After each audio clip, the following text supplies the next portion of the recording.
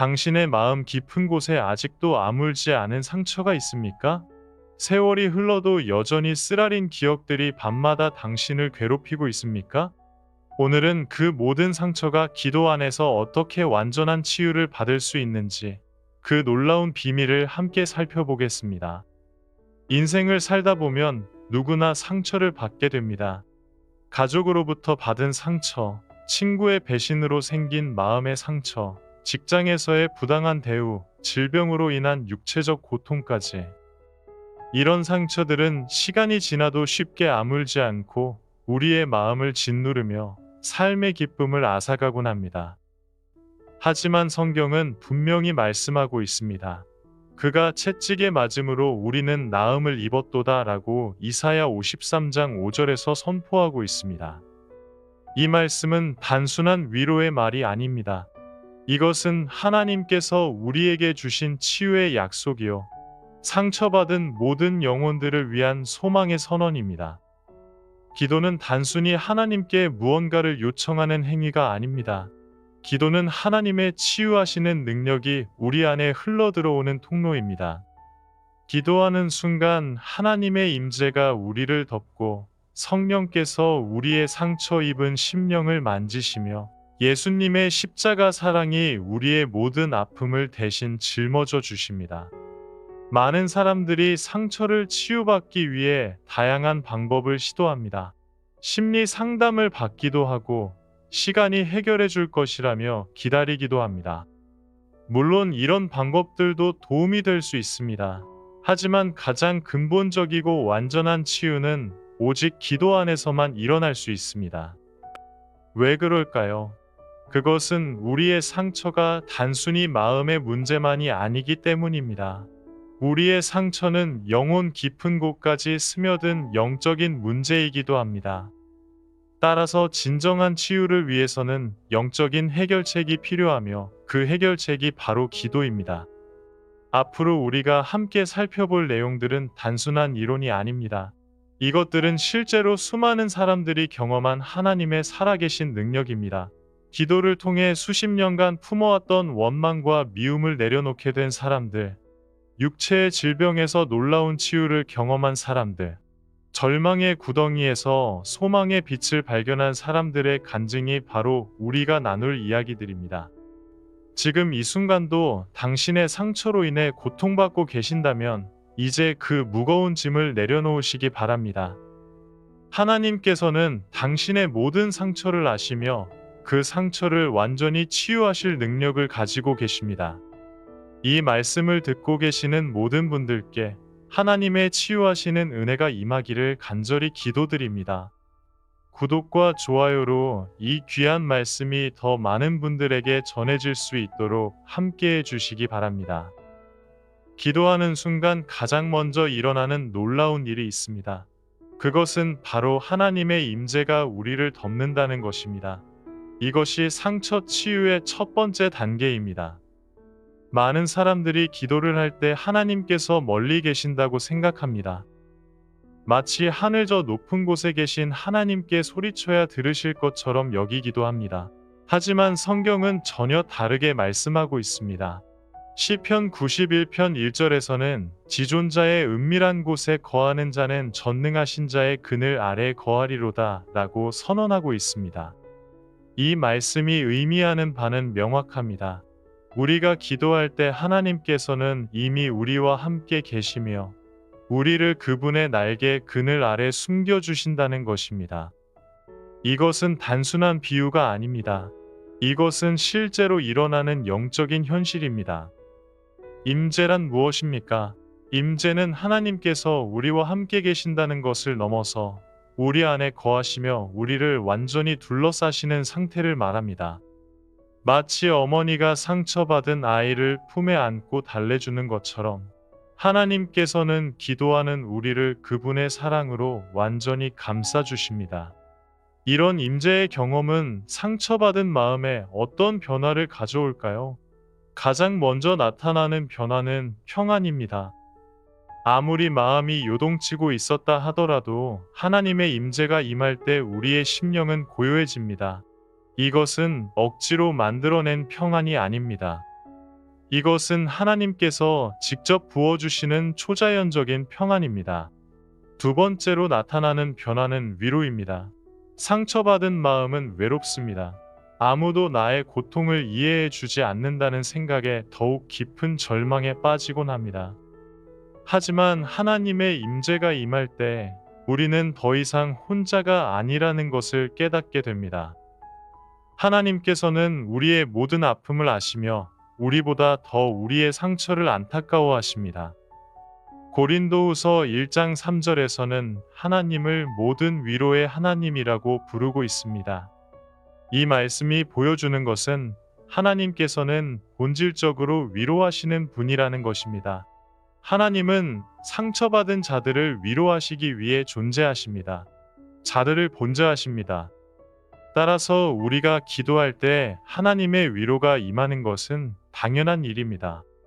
실제로 이런 임재의 경험을 한 사람들의 간증을 들어보면 놀랍습니다. 한 중년 남성은 사업 실패로 인한 깊은 절망 가운데 있었습니다. 빚더미에 앉아 있었고 가족들에게 미안한 마음에 집에 들어가기도 어려웠습니다. 그런 그가 새벽마다 산에 올라가 기도하기 시작했습니다. 처음에는 원망과 한탄만 쏟아냈지만 시간이 지나면서 기도 중에 말할 수 없는 평안이 임하는 것을 경험했습니다. 마치 따뜻한 담요로 전신을 감싸는 듯한 느낌이었다고 합니다. 그 순간 그는 하나님께서 자신을 포기하지 않으셨다는 것을 확신하게 되었고 다시 일어설 용기를 얻었습니다. 또 다른 예는 배우자를 잃고 깊은 슬픔에 빠진 할머니의 이야기입니다. 50년을 함께 산 남편을 떠나보낸 그녀는 삶의 의미를 잃었습니다. 하루하루가 고통의 연속이었습니다. 그런데 어느 날 기도하던 중에 갑자기 마음 깊은 곳에서 따뜻한 감동이 일어나는 것을 느꼈습니다. 마치 누군가 자신의 어깨를 다독여주는 듯한 느낌이었습니다. 그 순간 그녀는 하나님께서 자신의 슬픔을 아시고 위로해 주신다는 것을 깨달았습니다. 이런 임재의 경험이 일어나는 이유는 무엇일까요?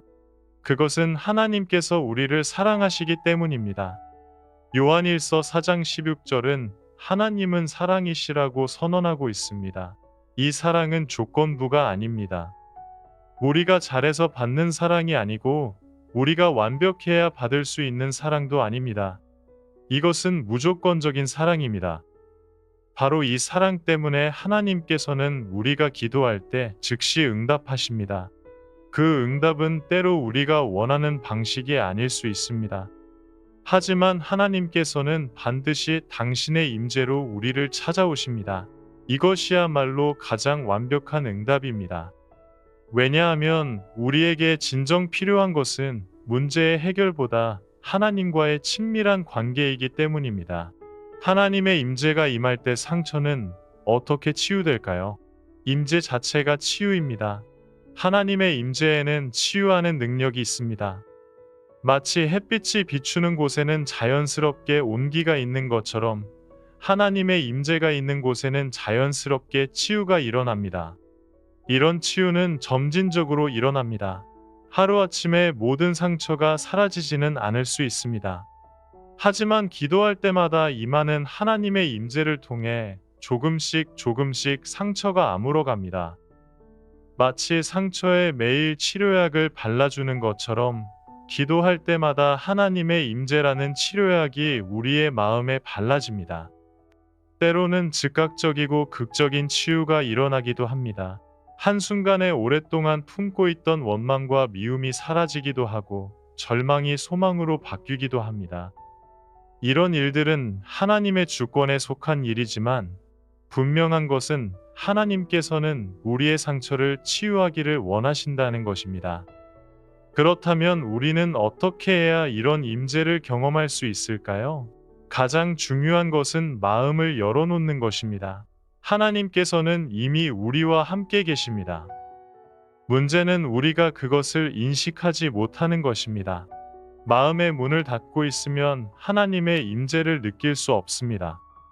기도할 때 조용한 마음으로 하나님의 존재를 의식하십시오. 하나님, 지금 여기 저와 함께 계신다는 것을 믿습니다. 라고 고백하며 기도를 시작하십시오. 그리고 말을 많이 하려고 하지 마십시오. 때로는 침묵 가운데서 하나님의 임재를 느끼는 것이 더 효과적입니다. 또한 하나님께 대한 신뢰를 가지고 기도하십시오.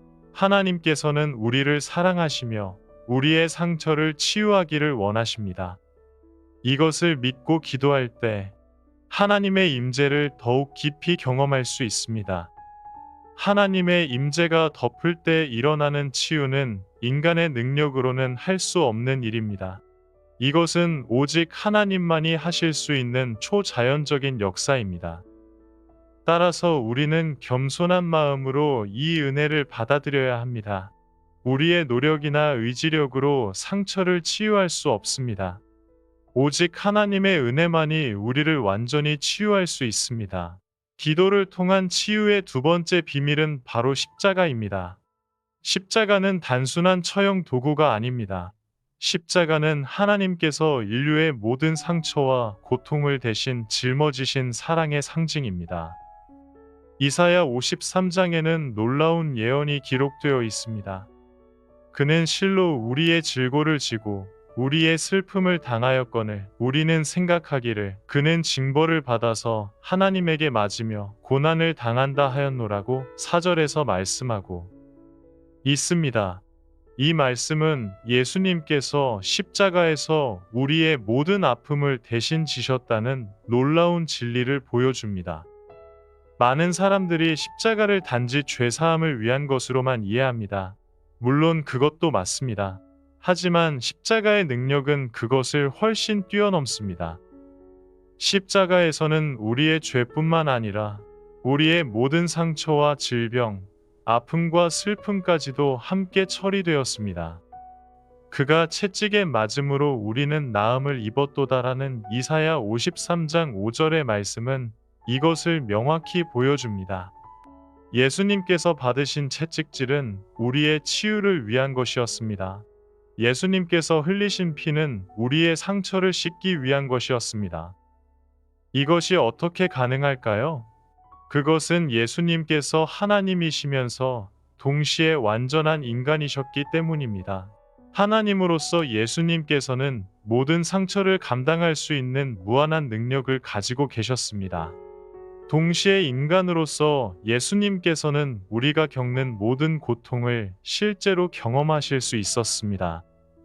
히브리서 4장 15절에서는 우리에게 있는 대제사장은 우리의 연약함을 체휼하지 아니하는 자가 아니요 모든 일에 우리와 같이 시험을 받은 자로 돼 죄는 없으시니라고 말씀하고 있습니다. 이 말씀은 예수님께서 우리의 모든 아픔과 상처를 이해하신다는 것을 보여줍니다. 실제로 예수님께서는 십자가에서 우리가 겪을 수 있는 모든 종류의 고통을 경험하셨습니다. 육체적 고통은 물론이고 정신적 고통, 감정적 고통, 영적 고통까지 모두 겪으셨습니다. 예수님께서는 배신의 아픔을 아셨습니다. 가룟 유다의 배신을 통해 친구에게 버림받는 고통을 경험하셨습니다. 제자들이 모두 도망갈 때 외로움의 쓰라림을 맛보셨습니다. 예수님께서는 또한 거절당하는 아픔도 아셨습니다. 자신의 고향 나사렛에서 배척받으셨고 종교 지도자들로부터 미움을 받으셨습니다. 심지어는 십자가 위에서 나의 하나님, 나의 하나님, 어찌하여 나를 버리셨나이까 라고 외치시며 하나님께 버림받는 영적 고통까지 경험하셨습니다. 이 모든 고통을 예수님께서 왜 당하셨을까요? 그것은 바로 우리의 상처를 대신 짊어지시기 위해서였습니다. 예수님께서 우리의 모든 아픔을 십자가에서 해결하셨기 때문에 이제 우리는 기도할 때 그 완성된 구원을 받을 수 있게 되었습니다. 이것이 바로 기도가 상처를 치유하는 두 번째 이유입니다. 우리가 기도할 때 십자가의 능력이 우리에게 적용됩니다. 2000년 전에 갈보리 언덕에서 일어난 그 사건이 지금 우리에게 현실이 되는 것입니다. 한 젊은 여성의 간증을 들어보겠습니다. 그녀는 어린 시절 가정에서 심각한 학대를 당했습니다. 아버지로부터 받은 상처는 성인이 된 후에도 그녀의 삶을 짓누르고 있었습니다. 사람을 믿지 못했고 특히 남성에 대한 두려움이 컸습니다. 결혼을 해도 행복하지 못했고 아이들에게도 제대로 된 사랑을 보여주지 못했습니다. 그런데 어느 날 교회에서 십자가에 대한 설교를 듣게 되었습니다. 예수님께서 자신의 모든 상처를 대신 짊어지셨다는 말씀을 들었을 때 처음에는 믿어지지 않았습니다. 어떻게 2000년 전에 죽은 사람이 자신의 상처를 해결할 수 있다는 말인가 싶었습니다. 하지만 그날 밤 기도하면서 십자가를 묵상하기 시작했습니다. 예수님께서 채찍에 맞으시는 모습을 떠올렸습니다. 그 순간 마음 깊은 곳에서 뭔가가 움직이는 것을 느꼈습니다. 마치 오랫동안 얼어붙었던 마음이 녹기 시작하는 것 같았습니다. 그녀는 계속해서 십자가를 묵상하며 기도했습니다. 그리고 놀라운 변화가 일어나기 시작했습니다. 아버지에 대한 원망이 조금씩 사라지기 시작했습니다. 물론 하루아침에 모든 것이 해결되지는 않았지만 분명히 마음의 평안이 임하는 것을 느꼈습니다. 몇 달 후 그녀는 용서할 수 없을 것 같았던 아버지를 용서할 수 있게 되었습니다. 그리고 자신도 놀랄 정도로 남편과 아이들에게 사랑을 표현할 수 있게 되었습니다. 이 모든 변화의 시작은 십자가를 통한 치유였습니다. 또 다른 예를 들어보겠습니다. 한 중년 남성이 있었는데 그는 사업상 동업자의 배신으로 큰 손해를 입었습니다. 수년간 함께 일한 친구라고 여겼던 사람이 뒤에서 자신을 속이고 있었다는 사실을 알게 되었을 때의 충격은 이루 말할 수 없었습니다. 재정적 손실보다 더 큰 것은 마음의 상처였습니다. 그는 밤마다 잠을 이루지 못했습니다. 배신감과 분노, 절망감이 그를 괴롭혔습니다. 그런 그가 어느 날 십자가 앞에서 기도하게 되었습니다. 처음에는 원망과 분노를 쏟아냈습니다. 하나님께 왜 이런 일을 허용하셨는지 따졌습니다. 그런데 기도하는 중에 십자가에 달리신 예수님의 모습이 마음에 떠올랐습니다. 예수님께서도 가룟 유다의 배신을 당하셨다는 것이 생각났습니다. 그 순간 그는 자신만 배신을 당한 것이 아니라는 것을 깨달았습니다. 예수님께서 이미 그런 아픔을 겪으셨고 자신의 배신의 상처까지도 십자가에서 해결하셨다는 것을 알게 되었습니다. 그날 이후 그의 마음의 변화가 일어났습니다. 여전히 배신자에 대한 분노가 완전히 사라진 것은 아니었지만 그 분노에 지배당하지는 않게 되었습니다. 십자가에서 자신의 상처가 이미 처리되었다는 확신이 있었기 때문입니다. 십자가의 능력은 이처럼 구체적이고 실제적입니다. 이것은 단순한 이론이나 종교적 개념이 아닙니다. 이것은 우리의 삶에 직접적으로 영향을 미치는 살아있는 능력입니다. 그렇다면 우리는 어떻게 십자가의 능력을 우리의 상처 치유에 적용할 수 있을까요? 가장 중요한 것은 믿음입니다. 예수님께서 십자가에서 우리의 상처를 대신 짊어지셨다는 것을 믿어야 합니다. 이것은 과거의 역사적 사건이 아닙니다. 이것은 지금도 유효한 현재의 능력입니다. 기도할 때 십자가를 묵상하십시오. 예수님께서 채찍에 맞으시는 모습을 떠올리며 주님께서 나의 상처를 위해 고난받으셨습니다. 라고 고백하십시오. 그리고 주님의 상처로 인해 나는 치유받습니다. 라고 선언하십시오. 또한 십자가의 사랑을 받아들이십시오. 십자가는 하나님께서 우리를 얼마나 사랑하시는지를 보여주는 최고의 증거입니다. 로마서 5장 8절에서는 우리가 아직 죄인 되었을 때에 그리스도께서 우리를 위하여 죽으심으로 하나님께서 우리에게 대한 자기의 사랑을 확증하셨느니라고 말씀하고 있습니다. 이 사랑을 받아들일 때 상처는 자연스럽게 치유되기 시작합니다. 왜냐하면 대부분의 상처는 사랑받지 못한다는 느낌에서 오기 때문입니다. 하지만 십자가는 우리가 조건 없이 완전히 사랑받고 있다는 것을 보여줍니다. 십자가의 능력을 경험하는 또 다른 방법은 감사입니다. 예수님께서 우리를 위해 십자가를 지셨다는 것에 대해 감사하십시오. 감사는 우리의 마음을 하나님께 열어주는 열쇠와 같습니다.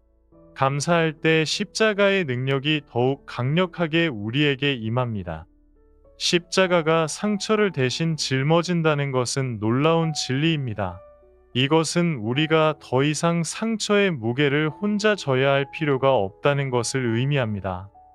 예수님께서 이미 그 무거운 짐을 대신 지셨기 때문입니다. 기도를 통한 상처 치유의 세 번째 비밀은 하나님의 말씀과 용서의 능력입니다. 상처받은 마음을 진정으로 치유하기 위해서는 잘못된 생각들이 바뀌어야 하고 용서가 이루어져야 합니다. 대부분의 상처는 우리의 마음과 생각에 깊이 뿌리를 내리고 있습니다. 나는 사랑받을 가치가 없는 사람이다. 나는 항상 버림받는다. 세상은 불공평하다. 하나님은 나를 돌보지 않으신다. 와 같은 거짓된 믿음들이 상처를 더욱 깊게 만들고 오래 지속시킵니다. 이런 거짓된 생각들은 우리 스스로의 힘으로는 바꾸기 어렵습니다. 아무리 긍정적으로 생각하려고 해도 마음 깊은 곳에서 올라오는 부정적인 감정들을 완전히 없애기는 힘듭니다. 이때 필요한 것이 바로 하나님의 말씀입니다.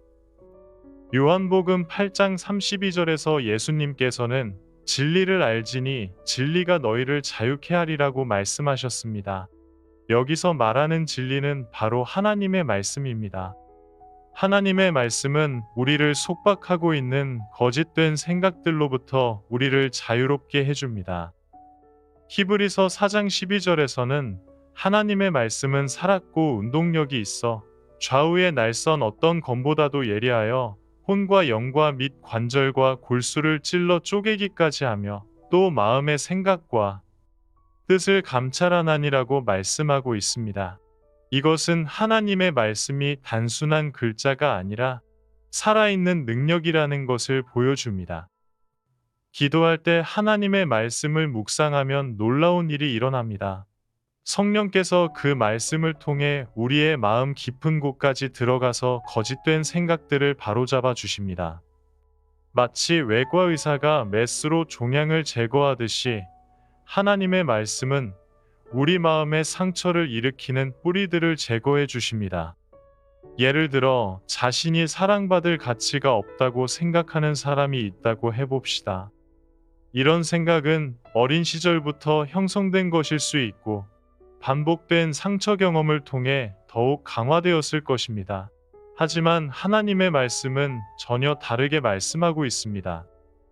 요한일서 4장 16절에서는 하나님이 우리를 사랑하시는 사랑을 우리가 알고 믿었노니 하나님은 사랑이시라고 선언하고 있습니다. 또한 예레미야 31장 3절에서는 여호와께서 옛적에 이스라엘에게 나타나사 내가 무궁한 사랑으로 너를 사랑하는 고로 인자함으로 너를 인도하였다 하시니라고 말씀하십니다. 이런 말씀들을 기도하며 묵상할 때 성령께서는 그 말씀을 우리의 마음에 새겨주십니다. 처음에는 머리로만 알았던 지식이 점차 마음의 확신으로 바뀝니다. 하나님께서 나를 무궁한 사랑으로 사랑하신다는 것이 단순한 교리가 아니라 살아있는 현실로 받아들여집니다. 이런 변화를 경험한 사람의 간증을 들어보겠습니다. 한 여성은 어머니로부터 너는 실수작이었다. 너만 없었으면 좋겠다는 말을 반복해서 들으며 자랐습니다. 이런 말들은 그녀의 마음에 깊은 상처를 남겼고 성인이 된 후에도 자존감 부족에 시달렸습니다.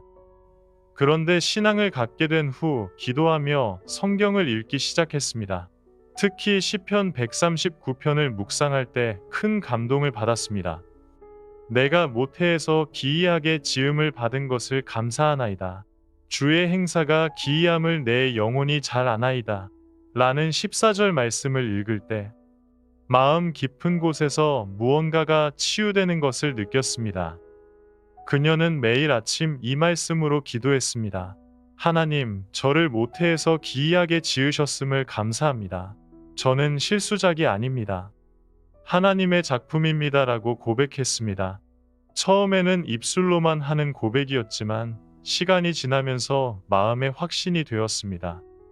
몇 년 후 그녀는 완전히 변화된 사람이 되었습니다.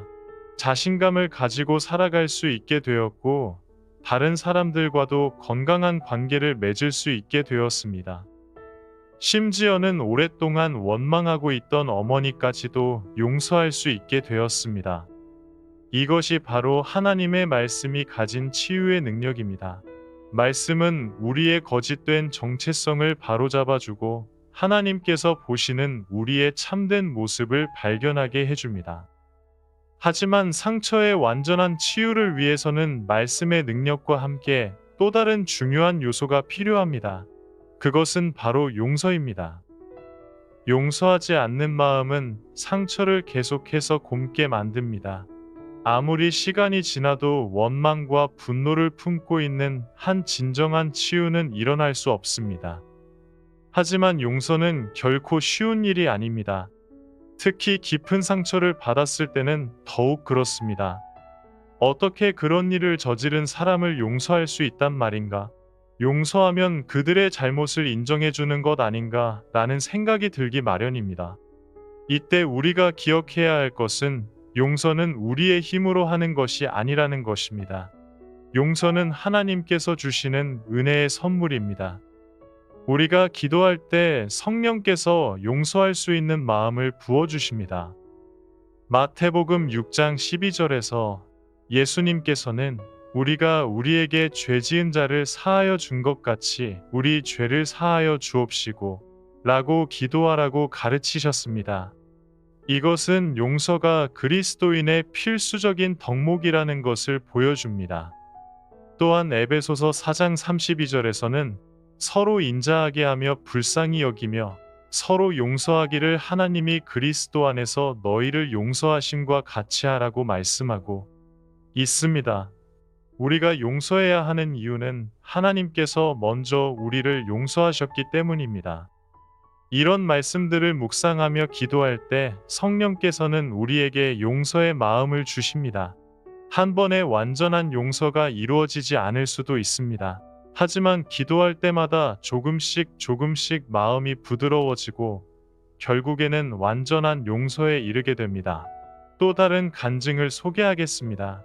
한 목사님이 교회에서 심각한 분쟁을 겪었습니다. 오랫동안 섬겨왔던 교회에서 일부 교인들의 음해로 인해 억울하게 쫓겨나게 되었습니다.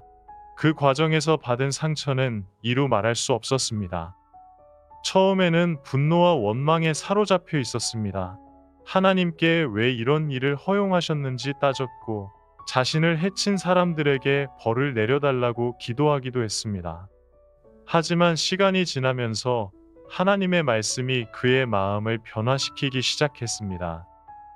특히 누가복음 23장 34절에서 예수님께서 십자가 위에서 아버지여 저희를 사하여 주옵소서 자기의 하는 것을 알지 못함이니이다 라고 기도하신 말씀이 큰 감동을 주었습니다.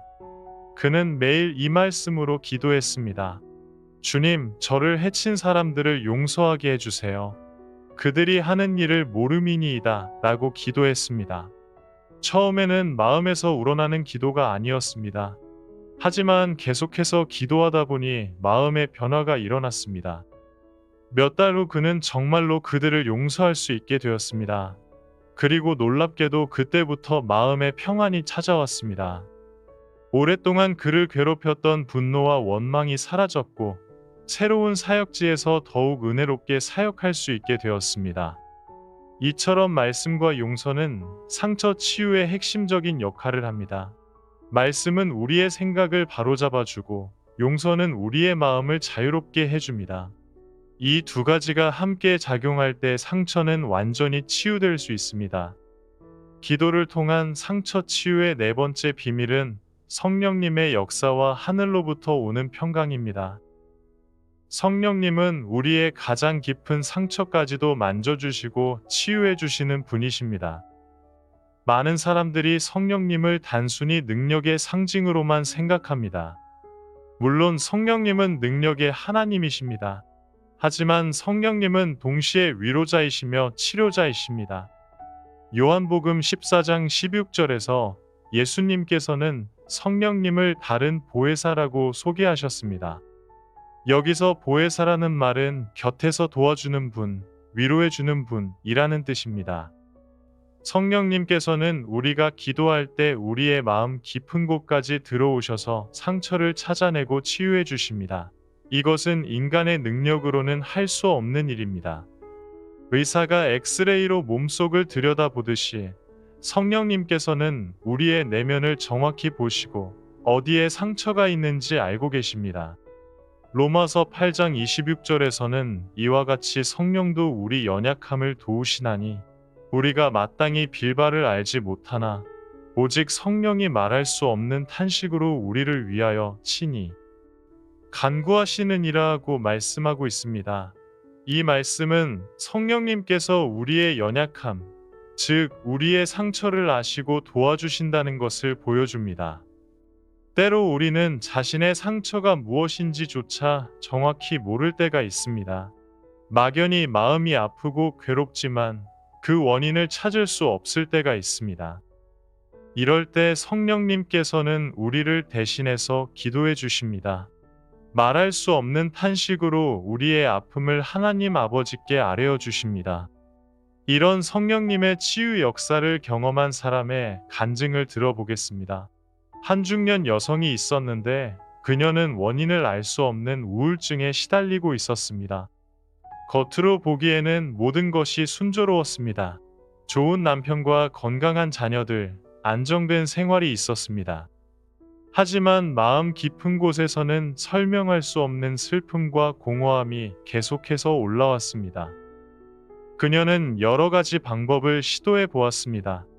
상담을 받아보기도 하고 취미 활동에 몰두해 보기도 했습니다.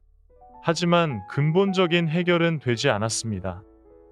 그러던 어느 날 교회에서 성령님의 치유에 대한 설교를 듣게 되었습니다. 그날 밤 그녀는 처음으로 성령님께 자신의 마음을 치유해 달라고 간절히 기도했습니다. 기도하는 중에 갑자기 어린 시절의 기억이 떠올랐습니다. 5살 때 어머니가 갑자기 세상을 떠나신 일이었습니다. 당시에는 너무 어려서 충격을 제대로 받아들이지 못했었는데 그 상처가 마음 깊은 곳에 남아 있었던 것입니다. 성령님께서는 그 상처를 정확히 찾아내어 만져주셨습니다. 기도하는 중에 눈물이 흘러내렸고 그와 함께 오랫동안 억눌려 있던 슬픔이 쏟아져 나왔습니다. 그리고 놀랍게도 그 눈물과 함께 마음의 평안이 찾아왔습니다. 수십 년간 그녀를 괴롭혔던 우울감이 사라지기 시작했습니다. 이것이 바로 성령님의 치유 역사입니다. 성령님께서는 우리가 잊고 있던 상처, 묻어두었던 아픔까지도 찾아내어 치유해 주십니다. 그리고 그 자리에 하늘의 평강을 부어 주십니다.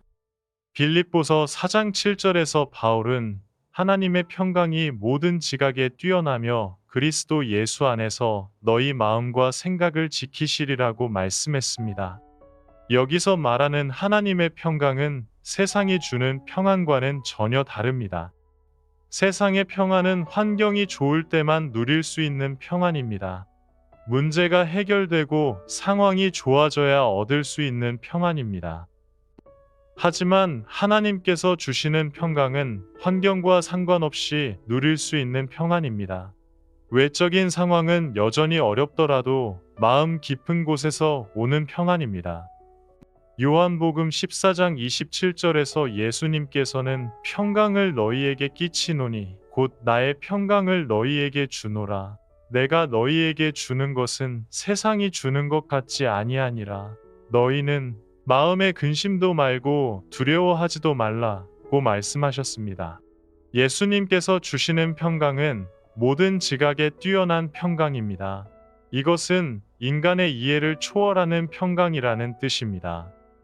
논리적으로 설명할 수 없지만 실제로 경험할 수 있는 평강입니다. 상황은 여전히 어렵지만 마음은 평안한 상태, 이것이 바로 하늘의 평강입니다. 또 다른 간증을 소개하겠습니다. 한 청년이 군 복무 중에 심각한 사고를 당했습니다. 폭발 사고로 인해 시력을 잃게 되었습니다. 20살의 나이에 갑자기 시각장애인이 된 것입니다. 그의 절망은 이루 말할 수 없었습니다. 처음에는 하나님을 원망했습니다. 왜 자신에게 이런 일이 일어났는지 이해할 수 없었습니다. 앞으로의 인생이 어떻게 될지 두려웠고 가족들에게 짐이 될 것 같아 괴로웠습니다. 그런 그에게 한 목사님이 찾아와 함께 기도해 주었습니다. 그리고 성령님께서 평강을 주시도록 간구했습니다. 처음에는 별다른 느낌이 없었습니다. 하지만 계속해서 기도하다 보니 조금씩 마음의 변화가 일어나기 시작했습니다. 어느 날 기도하는 중에 갑자기 마음의 평안이 임했습니다. 앞이 보이지 않는 현실은 변하지 않았지만 두려움이 사라졌습니다. 대신에 하나님께서 자신의 인생을 책임져 주실 것이라는 확신이 들었습니다. 이것은 논리적으로 설명할 수 없는 일이었지만 분명한 경험이었습니다. 그 후 그는 점자를 배워 공부를 계속했고 결국 목사가 되어 시각장애인들을 위한 사역을 하고 있습니다. 그는 자주 이런 간증을 합니다. 육신의 눈은 잃었지만 영의 눈이 열렸습니다. 그리고 세상이 줄 수 없는 평안을 얻었습니다. 이것이 바로 성령님께서 주시는 치유와 평강입니다. 성령님의 치유는 때로 우리가 원하는 방식으로 일어나지 않을 수 있습니다. 육체적 질병이 완전히 낫지 않을 수도 있고 외적인 상황이 바뀌지 않을 수도 있습니다. 하지만 성령님께서는 그보다 더 중요한 것을 주십니다. 바로 내적인 치유와 평강입니다. 성령님의 치유를 경험하기 위해서는 어떻게 해야 할까요? 가장 중요한 것은 성령님을 의존하는 것입니다. 우리 스스로의 힘으로 상처를 치유하려고 하지 말고 성령님께 맡기는 것입니다. 스가랴 4장 6절에서는 이는 힘으로 되지 아니하며 능으로 되지 아니하고 오직 나의 신으로 되느니라고 말씀하고 있습니다. 상처의 치유도 마찬가지입니다. 우리의 의지력이나 노력으로 되는 것이 아니라 오직 성령님의 능력으로만 가능합니다. 또한 성령님께 마음을 완전히 열어드려야 합니다. 숨기고 싶은 상처나 부끄러운 기억들까지도 모두 성령님께 보여드려야 합니다. 성령님은 이미 모든 것을 알고 계시지만 우리가 마음을 열고 맡길 때 역사하십니다. 기도할 때 성령님, 제 마음 깊은 곳의 상처들을 찾아내어 치유해 주세요 라고 구체적으로 구하십시오. 그리고 성령님께서 생각나게 하시는 기억들이나 감정들을 거부하지 마십시오. 비록 아픈 기억일지라도 성령님께서 만져주시도록 맡기십시오. 또한 성령님의 치유 과정을 기다리는 인내가 필요합니다. 성령님의 치유는 때로 즉시 일어나기도 하지만 대부분은 점진적으로 일어납니다. 마치 상처가 서서히 아물어가는 것처럼 마음의 상처도 시간을 두고 치유됩니다. 이 과정에서 때로는 더 아플 수도 있습니다. 묻혀있던 상처가 수면 위로 올라오면서 일시적으로 고통이 더 심해질 수 있습니다. 하지만 이것은 치유의 과정입니다. 상처를 제대로 소독하고 치료하기 위해서는 먼저 상처를 드러내야 하는 것과 같습니다. 성령님께서 주시는 평강은 단순한 감정이 아닙니다. 이것은 하나님과의 올바른 관계에서 오는 영적인 상태입니다.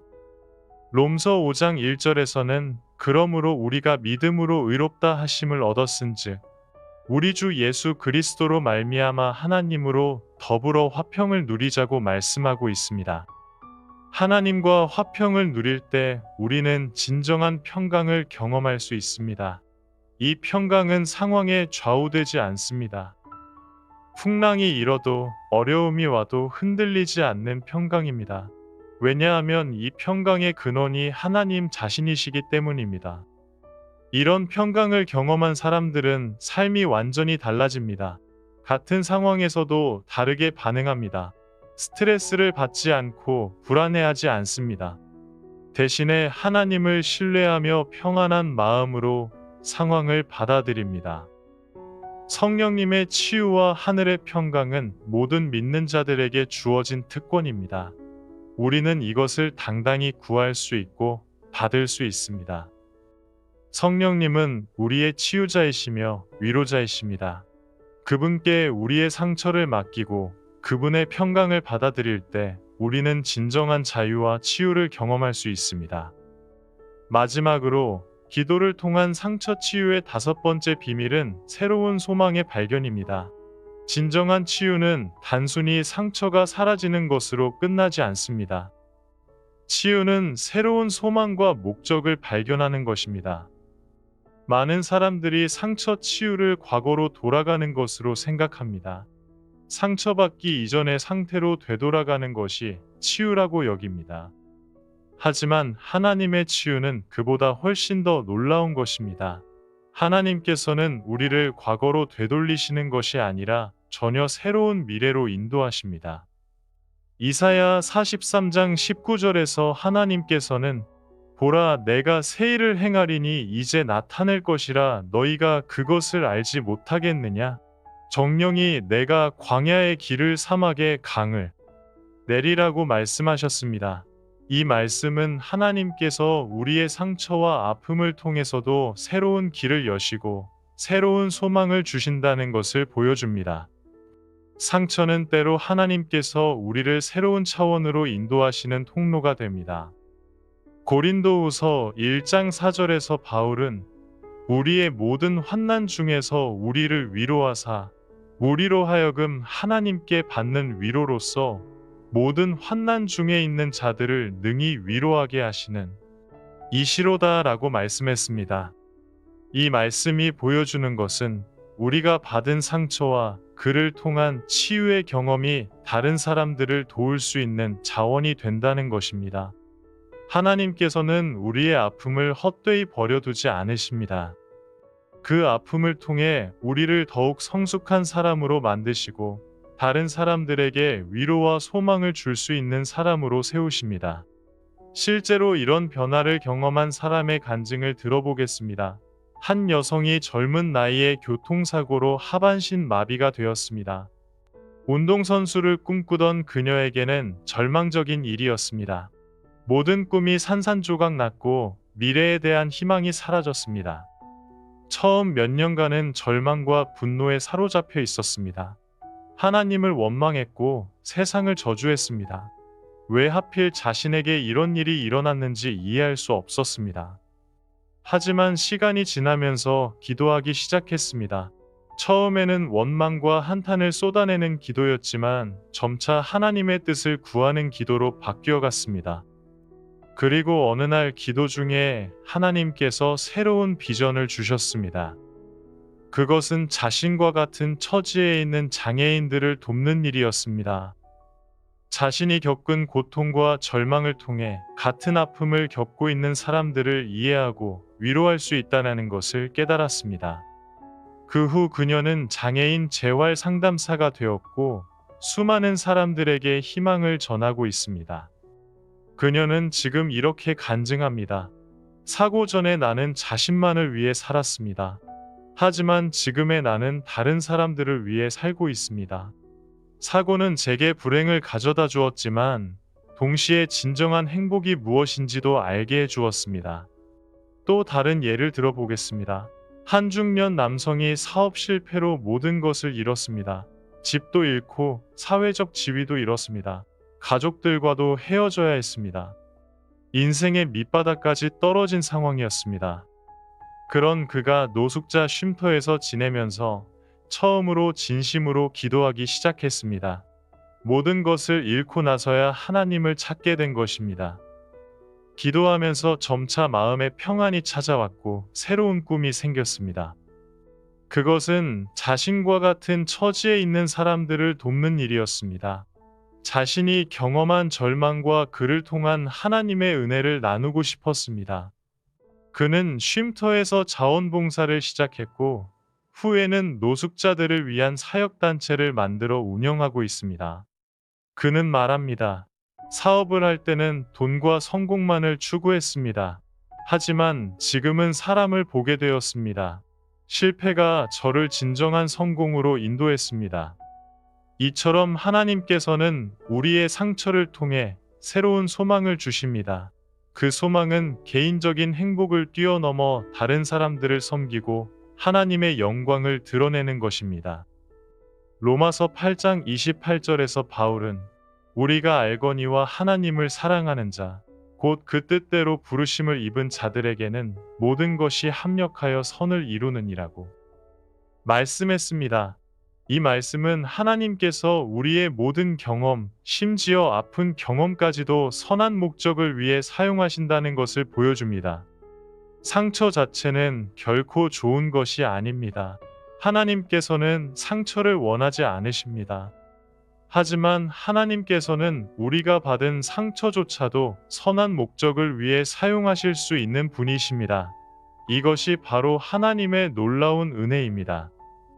새로운 소망을 발견하는 과정에서 중요한 것은 하나님의 관점으로 우리의 경험을 바라보는 것입니다. 인간의 관점에서는 상처와 고통이 무의미해 보일 수 있습니다. 하지만 하나님의 관점에서는 그 모든 것이 우리를 더욱 아름다운 사람으로 만드는 과정입니다. 야고보서 1장 2절에서 3절까지는 내 형제들아 너희가 각종 시험을 만나거든 온전히 기쁘게 여기라.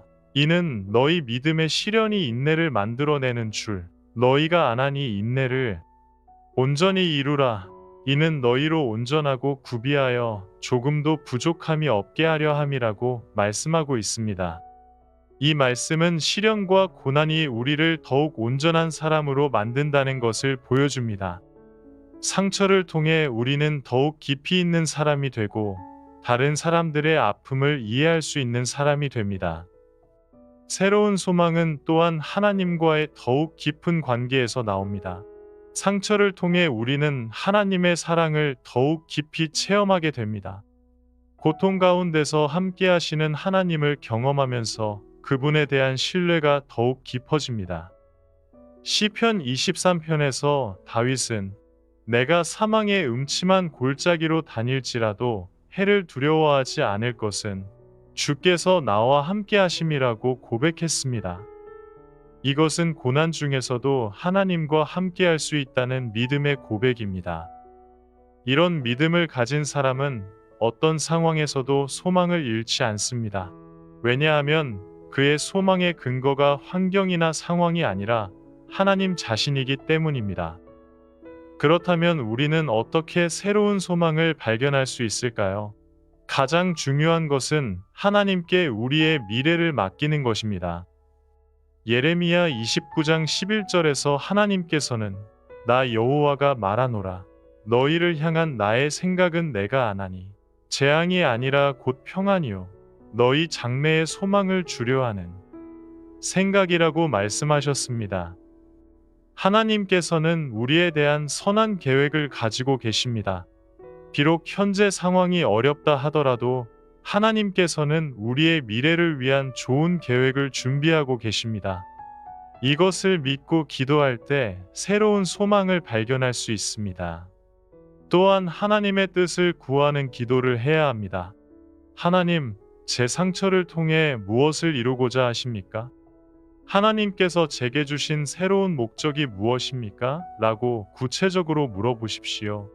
하나님께서는 반드시 응답해 주실 것입니다. 마지막으로 다른 사람들을 섬기는 마음을 가져야 합니다. 진정한 소망은 자기 중심적인 욕망에서 나오는 것이 아니라 다른 사람들을 위한 사랑에서 나옵니다. 우리의 경험을 통해 다른 사람들에게 어떤 도움을 줄 수 있을지 생각해 보십시오. 기도 속에서 치유받은 상처는 결코 헛되지 않습니다. 그 상처는 다른 사람들을 치유할 수 있는 도구가 되고 하나님의 영광을 드러내는 통로가 됩니다. 이것이야말로 상처 치유의 최종 목적입니다. 우리가 겪은 모든 아픔과 고통이 결국 하나님의 선하신 계획 안에서 아름다운 열매를 맺게 될 것입니다. 이것이 바로 기도를 통해 발견하게 되는 새로운 소망의 길입니다. 상처받은 모든 분들이 이런 놀라운 치유와 소망을 경험하시기를 간절히 기도드립니다. 하나님께서는 당신의 상처를 아시고 치유하실 뿐만 아니라 그를 통해 새로운 미래를 열어주실 것입니다. 구독과 좋아요로 이 소중한 메시지가 더 많은 분들에게 전해져서 치유의 역사가 일어나기를 소망합니다.